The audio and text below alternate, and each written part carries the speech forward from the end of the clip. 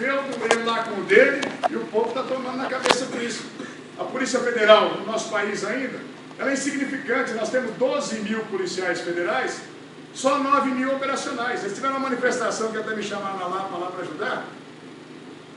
Você vai falar, ó, a questão salarial está melhor resolvida, o agente entra com 7 mil reais de salário. Mas a perspectiva de carreira hoje e de estrutura é inexistente. O Exército me levou para a fronteira do Peru para conhecer lá a passagem da pasta de cocaína. Lá. Mas 2 meses eu fiquei lá alguns dias. Uma região de Tabatinga, que dá 2,5 vezes o tamanho do estado de São Paulo. Você sabe quantos homens da Polícia Federal nós temos? 2,5 vezes o tamanho do estado de São Paulo, é da cidade de São Paulo. 40 policiais federais. Põe isso numa escala. Você tem um aeroporto. Tá? Você está andando aqui, você está dentro do Peru. Na fronteira você não tem nem um filetinho d'água. Tá? Então, a estrutura nossa é muito pequena. Se você não criar, por exemplo, as guardas municipais, alguns de forma corporativa, falam, como é que você é da PM, você está defendendo a criação do poder de polícia para as guardas municipais? Como é que você vai ter um segmento uniformizado, identificado como um agente público e dizendo, você não tem poder de polícia administrativo para agir, você não pode abordar alguém com conduta suspeita.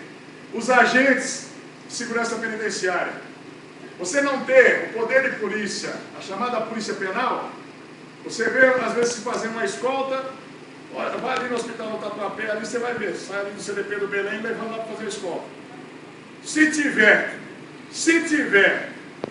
alguém em conduta suspeita, um veículo suspeito, não tem poder nenhum, não pode, ele está cometendo crime, tentar fazer uma abordagem, evitar que possa ser vítima. Como é que você vai ter uma estrutura do Estado disso? Então, essas brigas corporativistas aí, elas não levam a cenário nenhum.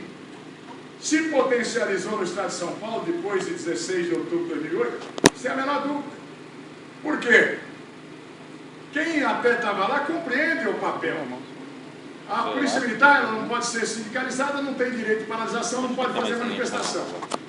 Ali puseram a tropa de choque, o governador pôs a tropa de choque e falou, vocês não querem receber os manifestantes. Não era só a Polícia Militar que estava lá. Junto comigo estava o Coronel Cruz, um monte de pensionistas da Polícia Militar, um monte de filho de PM. Só que ali puseram a força policial. É como eu fui comandante da região central da cidade de São Paulo. Eu tive um período que eu fazia pelo menos uma reintegração de posse desses prédios invadidos a cada 15 dias. É a coisa mais terrível para o teu coração você fazer reintegração de posse. Sabe? E não adianta, ali você não está discutindo, você está... E aquele negócio, a imprensa me perguntava, o senhor vai fazer a reintegração de posse? Eu falei, eu não. Ele vai fazer o oficial de justiça com a ordem do juiz. Eu só estou aqui para dar segurança para ele fazer. Mas é lógico que ele vai fazer, vai ter a resistência. E aí fica a imagem, a polícia está... Então, pro policial, que muitas vezes também, e 25% dos policiais não conseguem ter a casa própria, ele sente muitas vezes o reflexo dali e da própria família. E tem que fazer. Em todo país do mundo você vai ter a força policial que vai ter que estar ali.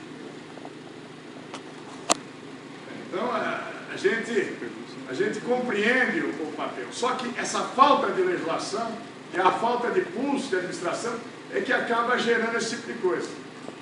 Às vezes a cisão.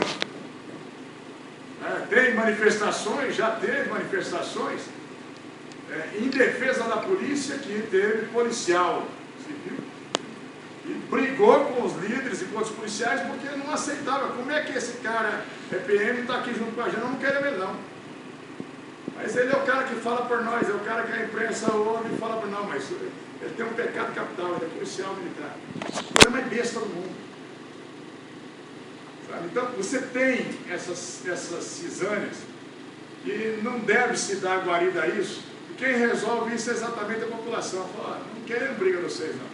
Juntos já não está dando conta. Imagina separados.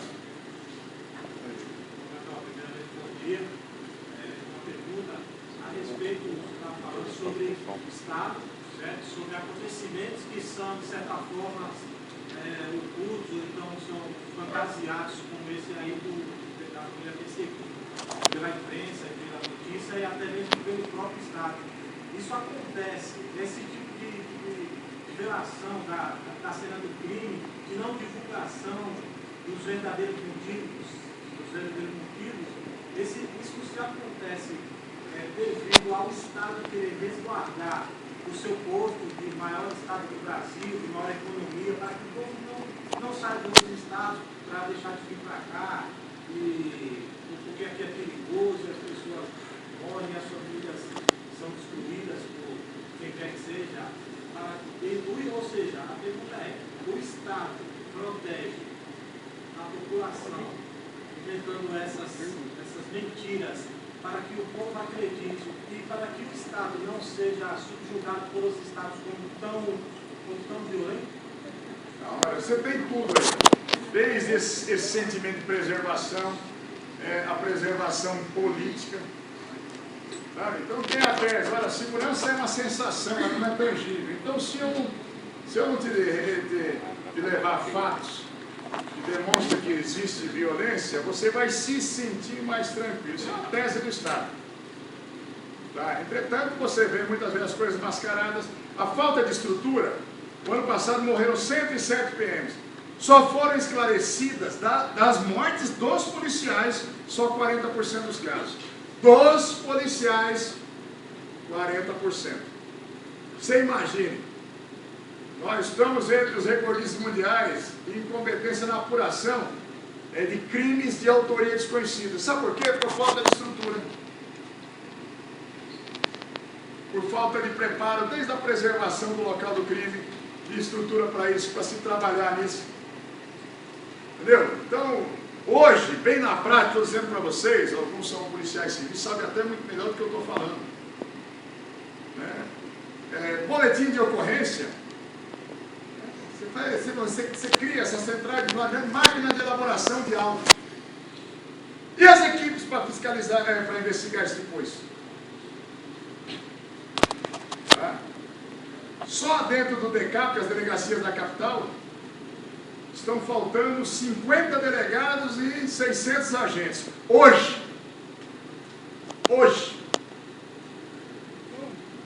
Você faz um auto, você faz um boletim.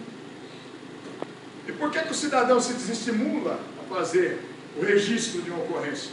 E aí o governo bate no peito. Diminuímos o número de roubos e furtos. Aí vem o louco aqui, diminuiu o número de furtos e roubos ou diminuiu o número de comunicações? Você falar para mim, Olímpio, roubaram na minha rua ali 4 casas, foi 8 casas roubadas nos últimos 6 meses. Marca uma audiência lá com o secretário da Segurança Pública, eu levo lá vocês, os moradores. Vou abrir uma tela lá, dar um cafezinho, um suco de laranja. Qual é o nome da rua mesmo? Essa aqui deve ter algum engano, só tem um registro. E as pessoas, o cara fala, eu vou fazer um registro e não vai dar em nada. Então a pessoa, o que faz registro hoje? O cara me depenou, levou. Se eu não precisar, para ressarcimento de seguro, ou a segunda para tirar uma segunda via do documento, o cara não vai dar em nada, vamos embora. Eu vou dar um caso concreto para vocês aqui, vocês vão achar que é acusação. Tinha estava sem um posto policial da Polícia Militar em determinado momento, aqui no terminal rodoviário Tietê. Aí puseram um posto policial, reativamos um posto do 5º Batalhão. Aí saiu uma matéria, era o Jornal da Tarde. A avenida mais perigosa de São Paulo, Cruzeiro do Sul. E o cara descia do metrô, ele foi roubado, descia do trem, do ônibus, ele foi roubado, ele ia lá para fazer o registro. Então fez assim, para o registro de... Resolvemos o problema, fechamos o posto.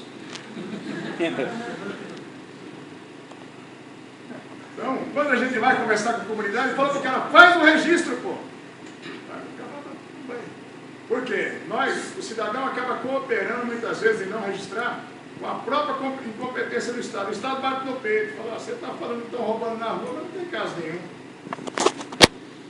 Então é danado mesmo. Opa! Só está. Parabenizar o senhor pelo trabalho que o senhor já fez dentro da polícia, né? Há rumores que o senhor vai ser candidato para governador do estado de São Paulo, não sei se isso procede, né? Se sim, o que o senhor de projeto tem para a polícia no geral? Obrigado, e nós não combinamos, não vou mesmo. Não, gente, essa questão de resgate do serviço público, isso aí você não tem a menor dúvida.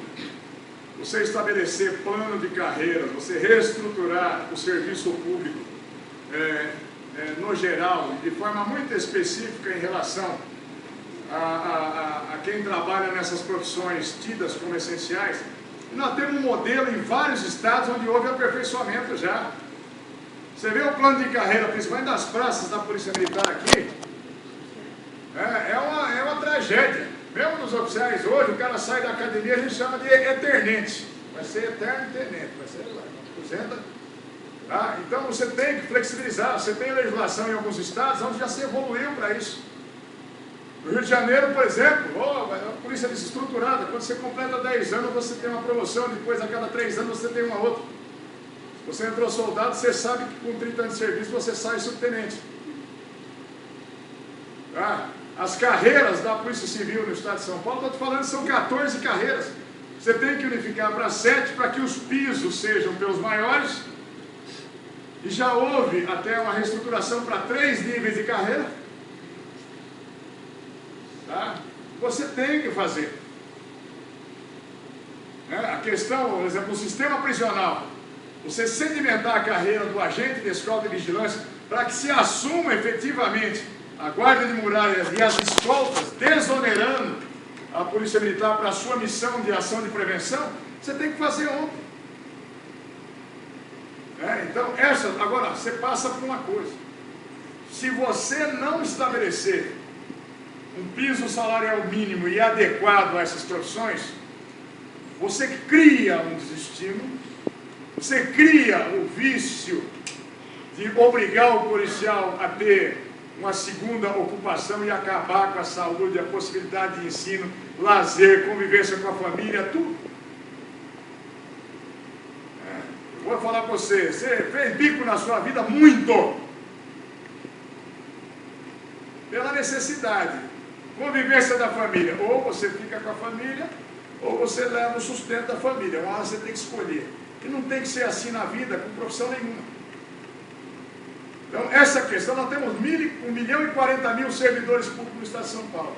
O que vai me fazer ganhar a eleição vai ser a mobilização pelos servidores. Eu não tenho máquina partidária para competir com o PT, com o PSDB, com toda essa grana que o enredo político proporciona. A minha massa de multiplicação vai ser justamente pelo resgate dos serviços públicos. Nós temos a condição de aposentados nossos, e mais até do que iniciativa privada. O Estado diz, olha, no dia que você se aposentar, no dia seguinte você está vivendo de teimoso.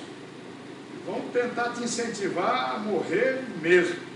E nós temos, por exemplo, na Polícia Militar nós temos um estudo deles lá da área de recursos humanos. E o tempo de vida médio do policial militar, depois que ele passa para a inatividade, é de 22 anos. Tempo de vida médio.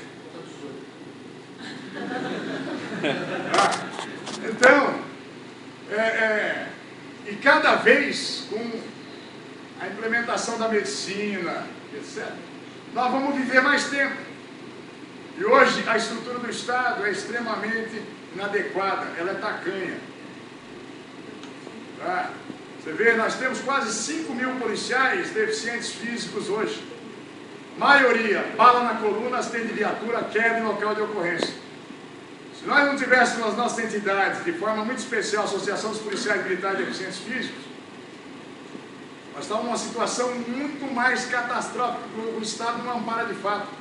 Pergunte aos irmãos que são policiais civis o que acontece com os policiais civis quando sofrem acidentes em serviço ou não e se tornam inválidos para a atividade policial. Há um descarte, além de corte de salário, uma série de coisas de benefícios. E muitas vezes isso acontece na função ou em razão da função. Então, nós temos que aperfeiçoar isso de qualquer forma, com eleição ou sem eleição.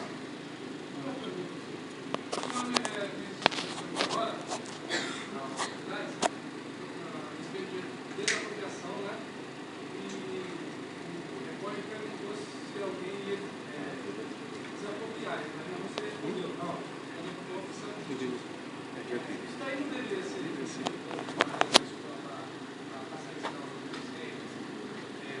importância do papel do policial? Sim. O que você acha que poderia estar fazendo isso daí para a população entender? A gente tenta, né, o papel da polícia é muito difícil de ser compreendido. Tá? Você sai do teu carro ali agora, tiver um bloqueio, ninguém gosta de ser fiscalizado em nada. O cara fala, você dá uma encostadinha, você dá lá, puta merda, está escrito aqui que eu sou cidadão. Nunca, é muito difícil o cara imaginar, falar, porra, mas se eu tivesse um sequestro relâmpago, eu, alguém da minha família, ou eu estivesse dentro do porta-malas do carro, a última tentativa de sobrevida para mim talvez fosse parar, o carro ser parado no bloqueio policial. A gente nunca acaba racionalizando positivamente em relação àquele que está fiscalizando. Então, por maior que quando a gente diz, o caso da justiça que eu disse para você, o juiz não faz a menor questão de dizer, ó, quem determina para tirar o cara lá do terreno, ou da casa, da área invadida, sou eu.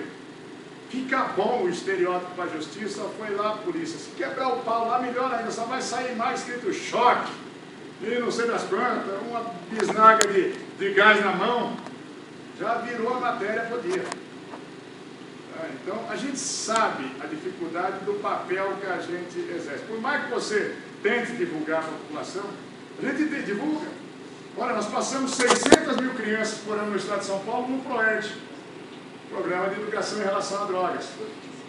A gente consegue dizer isso para as pessoas, você não pode ensinar matéria. Então, é difícil dentro da profissão você conseguir demonstrar esse papel, essa grandeza do serviço policial, porque a matéria, o que é matéria justamente é dizer o contrário. Depois eu queria perguntar sobre como que as mulheres se encaixam dentro da rota e da força tática, porque eu nunca vi uma policial feminina dentro dessas corporações. Bom, esse negócio do papel da mulher, isso tem avançado. Eu tinha até um comandante que foi meu amigo, foi comandante do regimento de cavalaria, ele falou assim, um dia que entrar uma mulher para servir no regimento, eu nunca mais põe o pé lá. Hoje tem mulher servindo. Você tem mulher servindo na rota, você tem mulher servindo em equipes de força tática. Mas ainda existe, nós temos quase 10 mil policiais femininos na Polícia Militar. Mas você vai me falar, existe o preconceito ainda? Existe o preconceito, sim. Esse preconceito ele vai sendo quebrado ao longo do tempo? Sim. Até constitucionalmente é discutível hoje as vagas para os cursos de formação. Se você for 100% está dizendo a Constituição, hoje, por exemplo, o Barro Branco, se faz equivocadamente em relação à própria Constituição a limitação do número de vagas femininas e masculinas. Você define isso. Mas você, em tese, você não poderia, até porque a carreira hoje de oficial feminino e oficial masculino é a mesma. Só que se você não colocar isso, você vai ter 2/3 de mulheres e 1/3 de homens. E ainda há preconceito em relação à mulher. Tá? Vai se quebrar isso ao longo do tempo? Está se quebrando. Se você for em todas as unidades do comando de choque, você tem hoje mulheres trabalhando nas equipes operacionais. Mas ainda é um percentual significativo. Ainda está-se no tempo, ó, pega bonitinho e põe de secretário do comandante. Lamentavelmente. O senhor apoia uma implementação de bases policiais militares dentro das escolas? Não é questão de apoiar, não. Nós já tivemos, inclusive, projetos em que o policial ele morava na escola. Você tem no interior do estado de São Paulo residências que são juntos. Tá? A dificuldade é justamente você ter o efetivo para isso. Nós já criamos um policiamento escolar, e qual foi a dificuldade? Você tem só do ensino oficial do Estado, 5.600 escolas no Estado. Na hora que você coloca uma base fixa da Polícia Militar, se ela funcionar 12 horas só diurno, você precisa de 4 homens para prover a escala ali. Se ela funcionar 24 horas, 8. Com esse buraco de efetivo que eu disse que nós temos, é lógico que você vai falar, escuta, se eu colocar próximo à escola policial, aí o que nós fazemos hoje? Você tem um livro de ronda que acaba não funcionando lá adequadamente, você tem a ronda escolar, então aquela viatura no setor, ela faz 5, 10 escolas durante o turno dela. O ideal seria a implementação disso.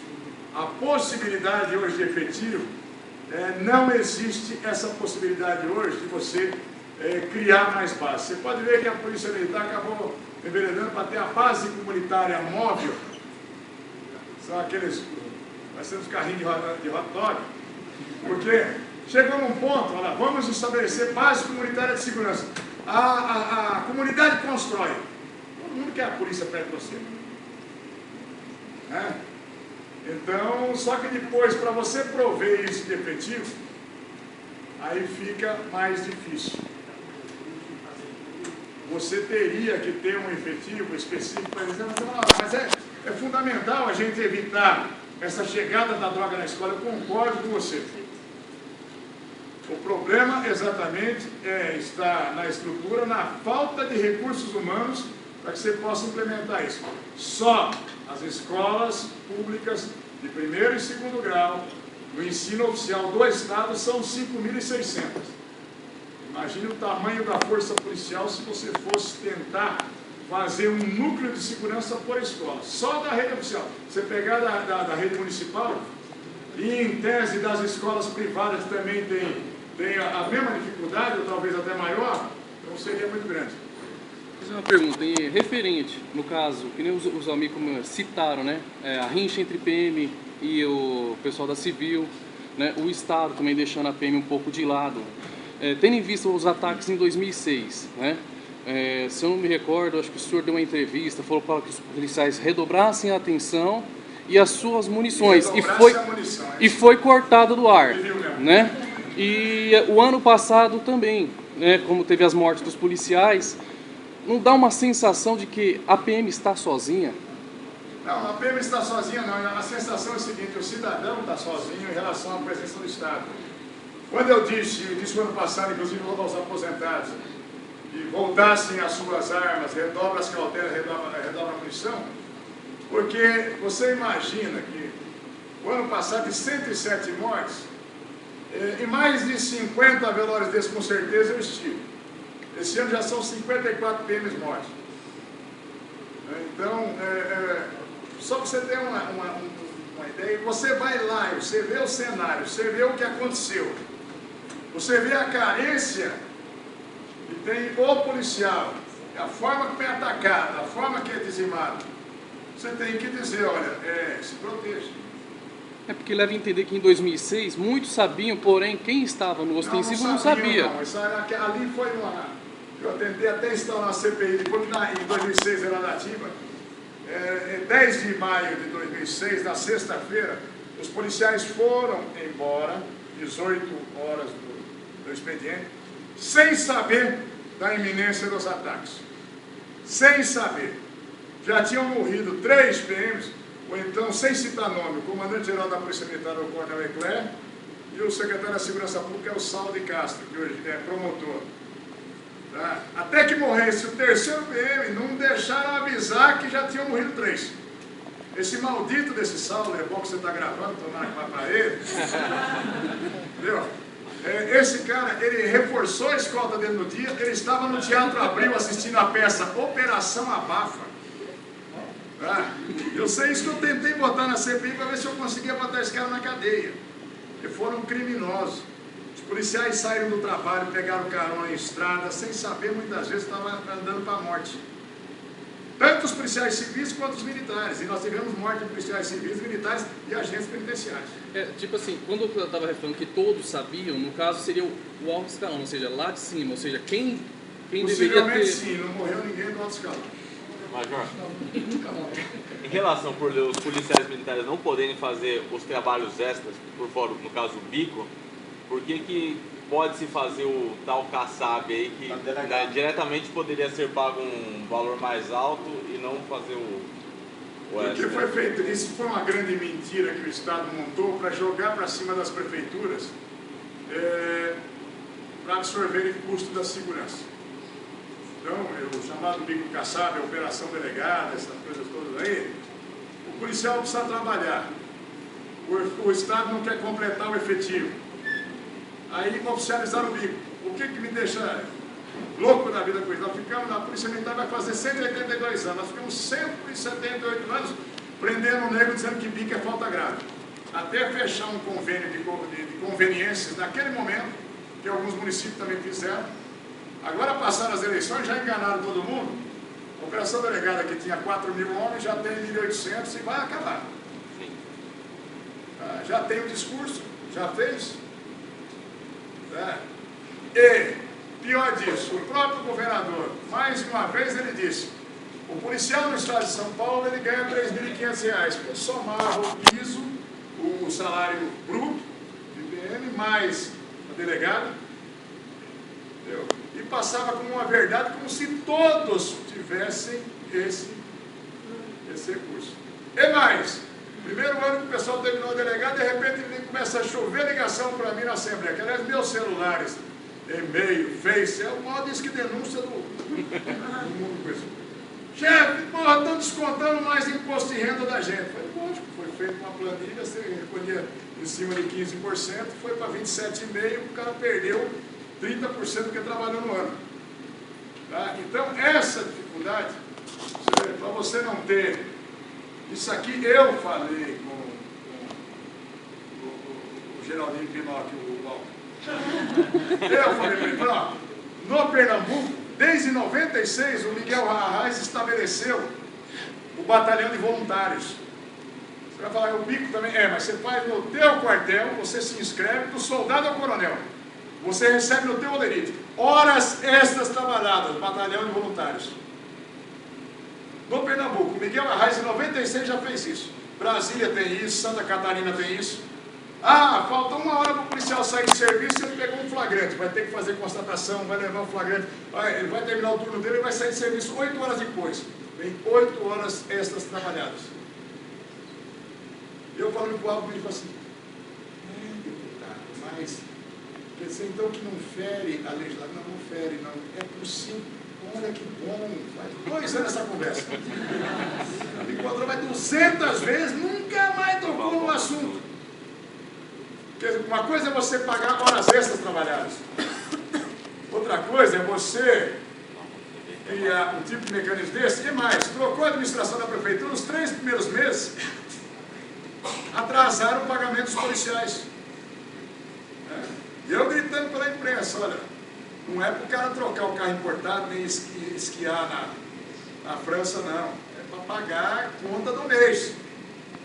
Não, mudou o sistema, não sei o que, chegou a atrasar 20, 25 dias o pagamento da delegada. Então se transformou num bico de um patrão ruim. Então, por isso que a gente tem as reservas em relação a isso.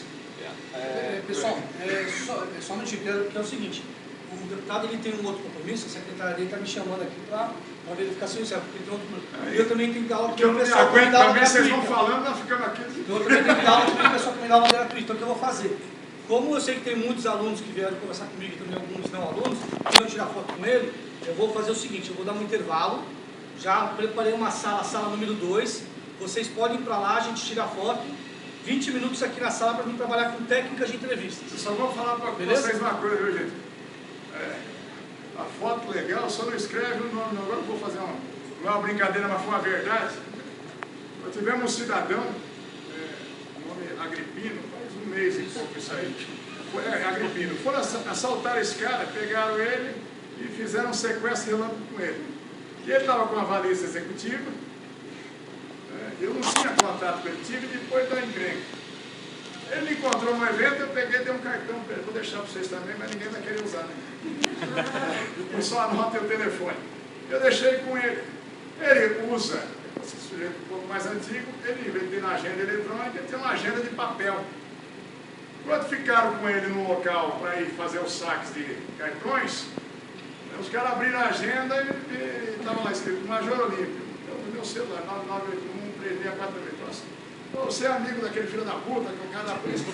Aí quebraram dele, deram coronhada.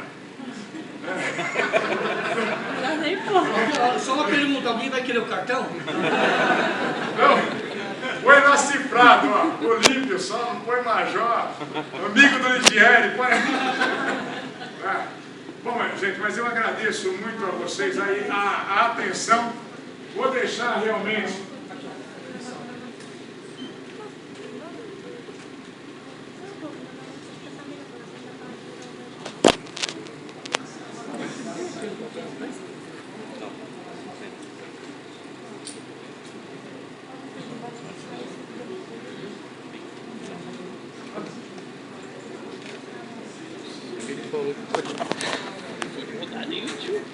Tá aqui o e-mail pessoal. Fez ser Major Olímpio mesmo. O e-mail pessoal e o telefone celular.